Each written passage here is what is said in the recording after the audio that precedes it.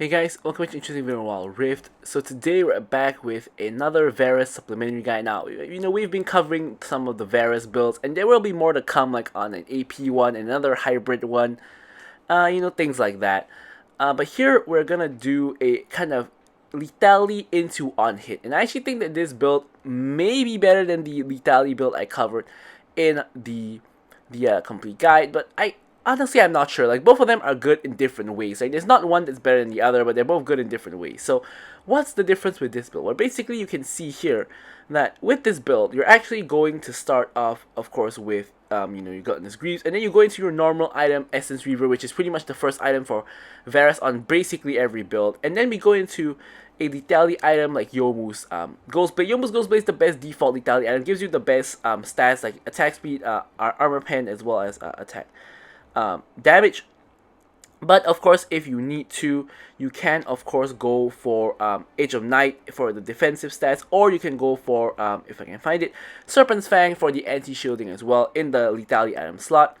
And then we go into Mole Reminder for the armor pen as well as the Grievous Wounds. But here is where it gets interesting, because instead of going for like more lethality or something like that, normally we would go for ER into 2 lethality items and then into your Mole Reminder and something like a GA. But instead of that, we're actually going to go for on-hit. So at this point of the game, people are starting to accumulate armor, lethality is starting to fall off. So what instead Varus can do is start building into attack speed and just attack damage. So I think the item that's best for this is actually Triforce, because Varus actually uses all 3 of his spells quite a bit, and the cooldowns are not too long, especially for his Q and E. So you can proc Spellblade quite a bit, and the Spellblade does insane amounts of damage when you do. So this one kind of gives you everything. Gives you a little bit of health for defensive stats as well. Gives you a little bit of AD, attack speed, and ability haste. All kind of good stats for Varus. Spellblade, as I mentioned, as well. So just really good item in general. And then of course Bork also a really good item in general. Gives you attack speed, a little bit of AD, the Vamp, on-hit, current health damage onto enemies, and the Drain passive. Of course, you can also go for Wit's End. You can swap one of these out for Wit's End as well. Like, for example, if you're into a very tanky team that has a lot of AP, you can, of course, go for something like this. Or if you're into a team that has a lot of AP but not a lot of tanks, you can go for something like this. Kind of really flexible in terms of what you want to do here. So for the runes, you want to go for Conqueror. And Conqueror, Varus stacks it up pretty fast, with his 3 abilities, 3 damaging abilities, stacks it really fast, and his auto attack as well. Really good in those longer fights where you end up having to fight multiple people, which I do think happens quite a bit. Brutal, of course, because you are ADC that auto attacks a lot. Giant Slayer is the highest value in this slot because you're against a lot of people who build bonus health. And Alacrity here for the bonus attacks, because we don't have a lot of that in the build. And Bone Plating for the extra safety. And for the spells, Flash and Ghost majority of the time, because mobility is really good on Varus. He doesn't have any kind of mobility, so having a Ghost to kind of just run around, run away, run towards, really, really good. You can of course go for Exhaust as well if you need it. And one last thing, I like to go for an early Proto Belt on Varus majority of the time. So anyways, with that said, let's jump into our gameplay. Okay, so now with the gameplay, we can see exactly how the build works. So with Varus, honestly, he kind of works with any support. Here I'm dual Q with the Leona, rocking the relatively new High Noon Leona legendary skin. And yeah, personally, I do prefer Varus with Engagers, because I feel that this allows you to hit your spells a lot more easily, because you do have, basically 2 skill shots with your ulti as well as your Q, and your E is not that hard to land, but you can still miss it. So I like having an Engager to help me just lock them down. Of course, with an Enchanter, Varus works very well as well, especially when you get into the later parts where you build on hit and you start auto-attacking people a lot. So here at the beginning, Braum is actually AFK, so when we realize this, we are actually going up to bully the Kai'Sa and zone her away from the minions, because obviously, if her support is not around, she shouldn't be allowed to really get minions. So here, something that I like to do nowadays when I play Varus is I actually like to start off with my E, because with the Q, if you miss it, it goes on a very long cooldown, and furthermore, it's also a lot easier to miss, whereas with E, you can see here, it's a lot easier to hit. And then I like to take W level 2, for the trades, like here you can see, we basically went for a a trade, and I popped the W, so we did a lot of extra damage. And furthermore, W should basically always be the second ability you take, because even if you take Q at level 1, you always want to take W at level 2, because getting the W gives you the blight stacks, and getting the blight stacks on and popping it with an ability is always going to win you the trade compared to if you take Q and E, for example. So whether you take Q or E level 1, you always want to take W level 2, and I don't really think taking W level 1 is very good unless you get into like a level 1 all-in. The W level 1 will probably help. So here I cannot believe that Kai'Sa did not die. I don't know how I missed that arrow there. I flashed forward to follow up from the Leona engage and to just pop her with the arrow, but I don't know how she sidestepped that arrow. Like, I thought that was just a free kill. Unfortunately, it looks like the CC ran out and she simply was able to walk to the side and the arrow did not connect, and also the E just did not connect. I was just in too much shock that that didn't hit in the first place. That, yeah, I just didn't hit the E either. Kind of a disaster because I did waste, quote-unquote waste my flash because I didn't get Kai'Sa. The good news is that Kai'Sa doesn't have any summoner spells either, and Braum doesn't have heal either, so we are still at a summoner spell advantage. However, I felt that there was quite a big waste here. Kai'Sa gets full stacked on, we burst her down before Hecarim comes in. Now I'm trying to focus the Braum, and I know I'm dead here, so I'm trying to trade the kill onto the Braum. I get stunned unfortunately, so I thought I would have died there, but fortunately for me, Hecarim doesn't do enough damage because he doesn't have Conquer, he has Phase Rush. So, because he lacked just that little bit of damage to finish me off, I was actually able to trade with the Braum. So overall, it's a 2-for-2 trade. Both me and Leona died, but both Kai'Sa and Braum died as well. So considering that we were ganked by Hecarim, I would say that's a complete win. Trading even when you get ganked by enemy jungle, that's definitely a win in my book. So now we've just ticked over to level 5. We have the ult up and available, ready to roll. And we can see if we can find an opportunity to catch Kai'Sa with the ult. We do know that she has bone plating, so we do want to remove that before we launch our ulti into her face. Braum is also here and can block the ulti, so we also have to be careful of that. So we just have to wait for an opportunity. Leona E kind of goes in between the goalposts, and here we're just continuing to farm. Here Leona ulti goes in. I'm able to get the root onto Kai'Sa, which transfers onto the Braum, and now we're just running down the Braum. Braum was way too far from Kai'Sa, couldn't react and block the ulti for her. They were really spread apart, so I spotted the opportunity. Leona spotted it as well, honestly, because obviously Leona went in with the ult first, and then I followed up with my ult off of that slow. And we were able to easily finish the Kai'Sa off instantly before she could actually do anything. And Braum, was left high and dry without his ADC to output any damage, and he ends up going down as well. So 4 quick kills in the first 4 minutes of the game. We're definitely off to a very hot start. Now, of course, the first item, Essence Reaver, is a little bit awkward because your item components are pretty trash. Like getting Caulfield's Warhammer and Cloak are really not too good. We don't have any like Serrated Dirk or any kind of BF Sword or any kind of actual good item to build from, but we do have these pretty horrendous items, but we're almost there. We're at less than 800 gold away from getting that ER. Here Hecarim is spotted coming down off of the ward just placed by Leona. It is going to get removed though, so we do want to be a little bit cautious. Now I do believe we have enough for Essence Reaver to complete before the spawn of the objectives, so we are going to actually get the Essence Reaver completion. Huge early power spike for us. And here we have 2 options. Here you can see there's a fight at the top lane, so we could rotate to the fight at the top lane to help out our team and maybe go for Herald. Or option number 2 is we could go bot, farm the wave, and see if we can push if the enemy team rotates. So we can see Braum is actually rotating to Herald.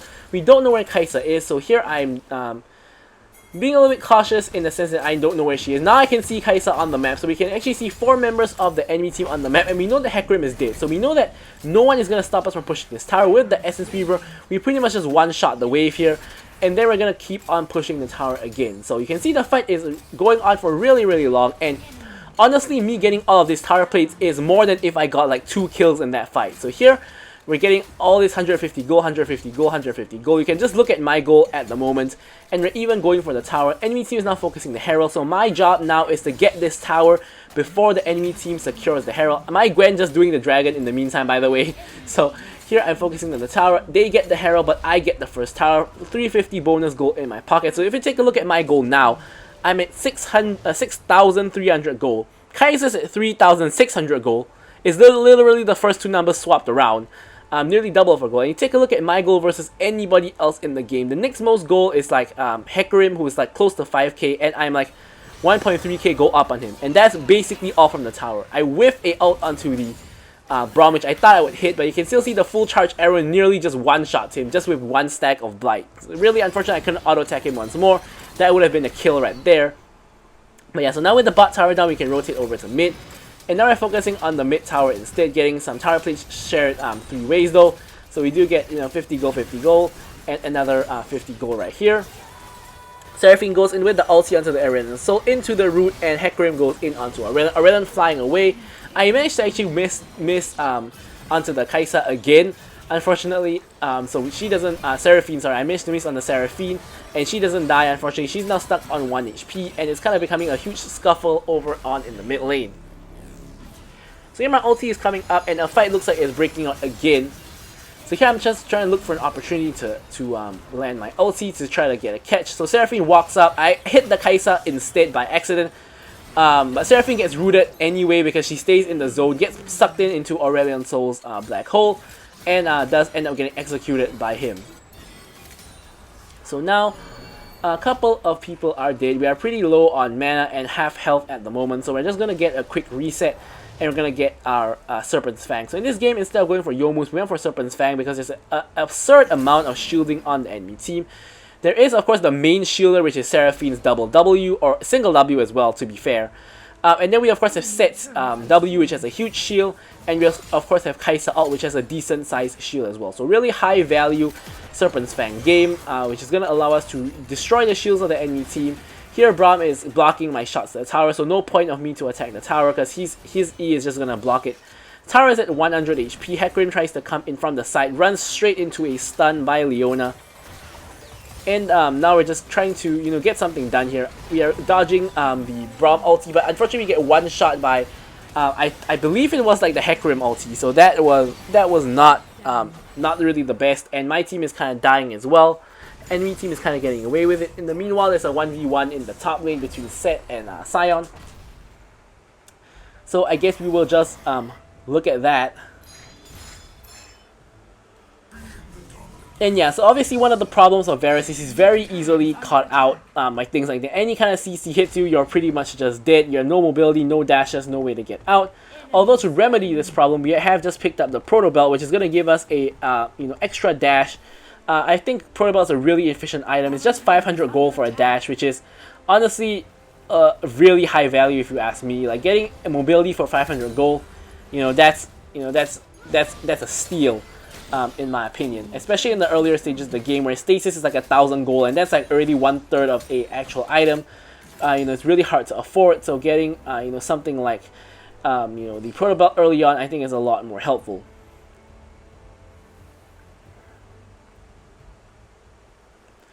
And so here we kind of have nothing to do, so it's kind of awkward because we can't really farm bot wave, and Aurelion Soul's farming mid wave, so we don't really have anywhere to go.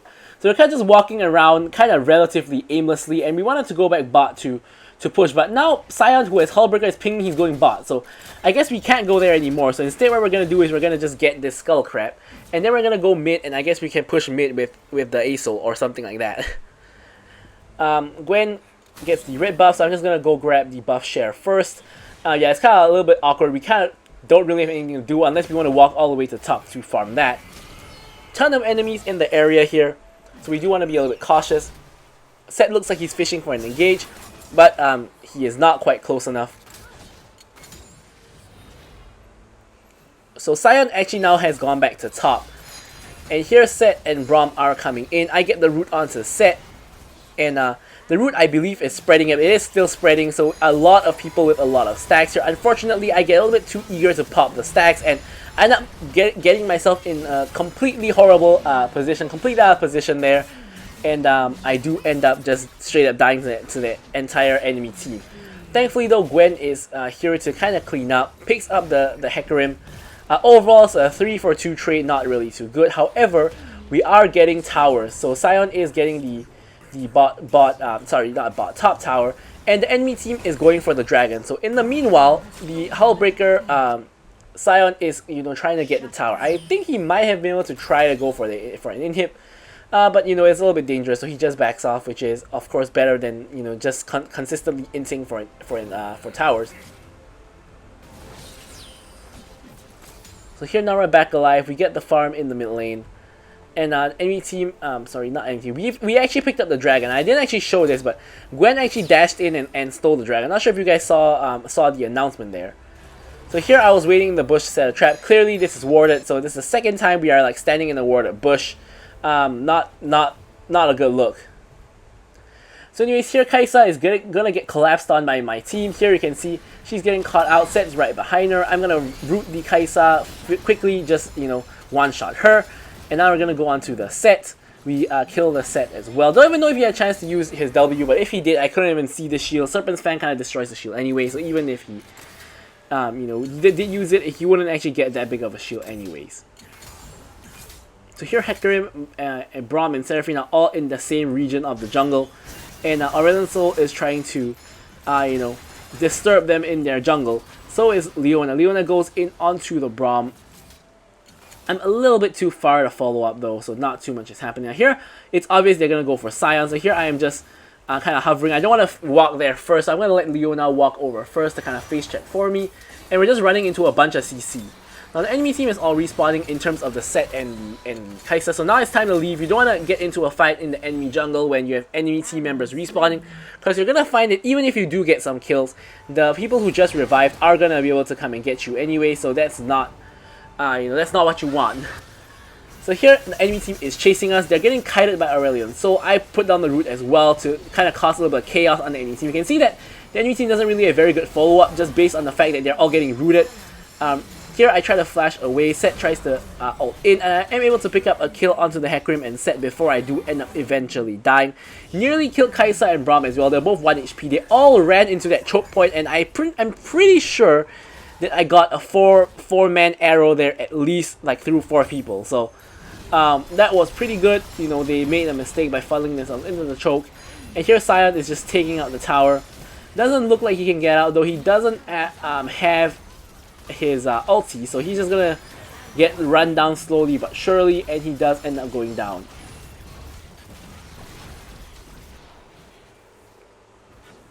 As he goes down, we come back up, and we're gonna just quickly check if there's any enemy vision inside our jungle. Turns out there is basically none. And the whole blue side jungle is down, so we're actually gonna go to the red side jungle, and we're gonna see if we can pick up this red buff. Of course, we are letting Gwen get it so that we can get the buff share. And now you can see we have our first 3 items: the ER, the anti-shield, as well as the anti-heal armor pen item. Of course, the armor pen item pretty useful in this match against the Set and the Braum. Speaking of which, Set is trying to go onto me. I'm able to throw the belt away. He actually ults me. You can see his shield is really low, both from his gargoyles as well as his ulti. And my team is getting into a fight here. Hecarim is really low, 1 HP, but I'm like pretty low as well. So I'm just trying to be cautious here. I managed to finish off the Hecarim as well as the Braum. Unfortunately, I run straight into a Seraphine root. So I do end up going down. Gwen is trying to finish the job, though. Gwen finishes the job onto Kai'Sa and Seraphine. Kai'Sa unfortunately does get my shutdown, which is not really too good because she is kind of doing really well on the enemy team at the moment. She's 10, 4, and 6. I don't know how she ended up doing so well from getting stomped in lane by me and Leona, but hey, you know, she is doing really well, so we have to watch out for her. So here, obviously, as I mentioned, we can now go into the on-hit section of the build. So we're starting it off with the Triforce, and in this particular game, we're going to go for Bork because there are tanky targets like Set as well as Braum, who is building health. Whereas something like a Wit's End is not too useful in this game, considering the only real magic damage is Seraphine. Kai'Sa does have a little bit of magic damage, but that's not too significant. So the final dragon is spawning, and again, it's the same as the last video. It's another Mountain Dragon Soul, which is really not that valuable, so I'm not too keen to die over it. Like, I will contest it because my team is probably going to contest it, but I'm not going to die over it. I say that, but I walk in like an incredibly dangerous spot. Seraphine ult gets wasted. Here I'm trying to one-shot the Kai'Sa, which I do. Get the one-shot onto the Kai'Sa, and then I'm trying to see if we can do anything over here. We get a nice arrow onto the Hecarim. We get the anti-shield onto the Set. And here you can see I'm just not killing Set for quite a while. We eventually managed to get him. and we run into a Seraphine combo again. Like, this Seraphine has been stopping us in our tracks throughout the whole match. And in the meanwhile, while we're getting the dragon, the Sion is getting the inhibitor. We do not end up getting the dragon because the enemy team was able to finish it before Gwen could reach. However, we did trade it for inhib, so they have 2 inhibs down now, and we have Triforce ourselves, so we are in a good spot. We didn't get the Dragon Soul, but again, Mountain Dragon Soul is not that important.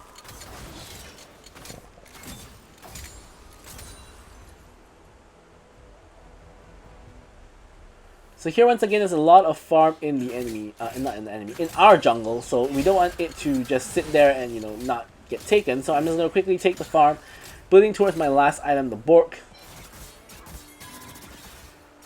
And here I'm paying for help for Gwen to take this red buff. I'm kind of getting away from her though, so it's making it a little bit challenging. And I am able to grab the red buff. And now rotate over.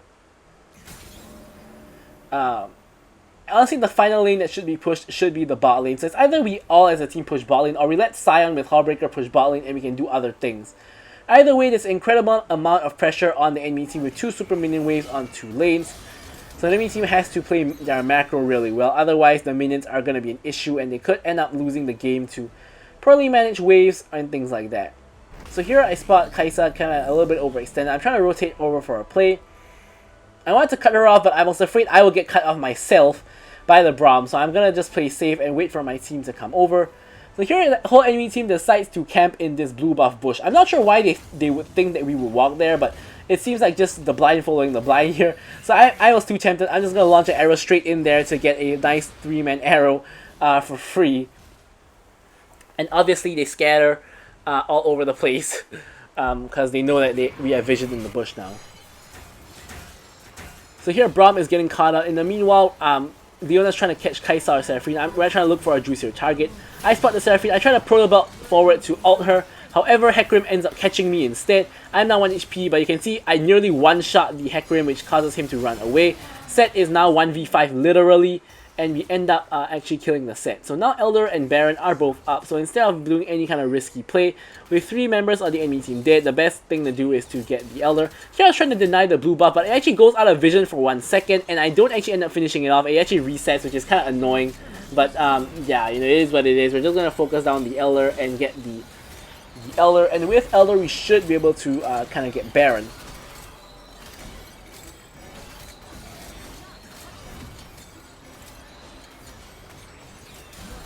So here we get the Elder, and here I believe a disaster happened. So you see the Gwen over there on the mini-map. I believe at the second we got Elder is the second like she went AFK. So you can see she's just AFK standing at the wave. And the enemy team, alright, actually thankfully she appears to not be AFK. She actually walks away now. However, the moment she reconnects and starts walking away, the enemy team actually catches her out, shuts her down, and this presents a problem because now we don't have our jungler for 45 seconds. So we can't exactly just do the Baron because Hecarim can just waltz on in, steal the Baron, and that would completely defeat the purpose. So now we've gotten all 3 inhibs. Like, the last inhib is down, so enemy team is really facing a lot of pressure here. However, there's not a lot that we can do. So you see Sion's actually TPing to the opposite side of the map from the Baron, so he is going to actually get a push there, which is then going to provide a distraction for us to possibly get Baron. However, we spot an enemy team is not very coordinated, so we're actually going to match his push and push in mid wave. So we're going to collapse 2 waves into the enemy base at once. So here, Braum is just tanking free damage for no one. Set goes in with the ulti. I proto belt out of the way of his W, and I'm going to finish him off real quick. I take a lot of damage from Seraphine. Kai'Sa tries to go in for the snipe, doesn't really work. I don't snipe Hecarim either. Hecarim tries to go in, but gets stunned and tries to go for me, but I do end up killing him. However, a nice Kai'Sa Void Seeker is able to finish off the kill on me. Aso is the next to go down, and now it's Gwen and Sion versus the rest of the enemy team. Kai'Sa on a triple kill, trying to go for more. Does unfortunately die to the Elder buff, and Gwen is now struggling in 1 HP, gets the heal off of the wolves. And honestly, at this point, Sion could have ended the game by just walking at the base and just smacking the Nexus. So he ends up just walking around instead of smacking the Nexus. So a little bit dangerous situation here. You never want to be in a situation where you could have ended the game, but you don't. But of course, in this case, I can't control the Sion, so there's not much I could really do. I'm pinging to attack the Nexus, but no one's actually doing it. Fight breaks out. Set ults the Gwen, which I think is the worst target to ult because she is less tanky. It's better to ult the Sion into the Gwen instead. But anyways, Set ends up going back down. Hecarim respawns, and Gwen is taking a lot of damage, healing a lot as well from her items as well as her passive.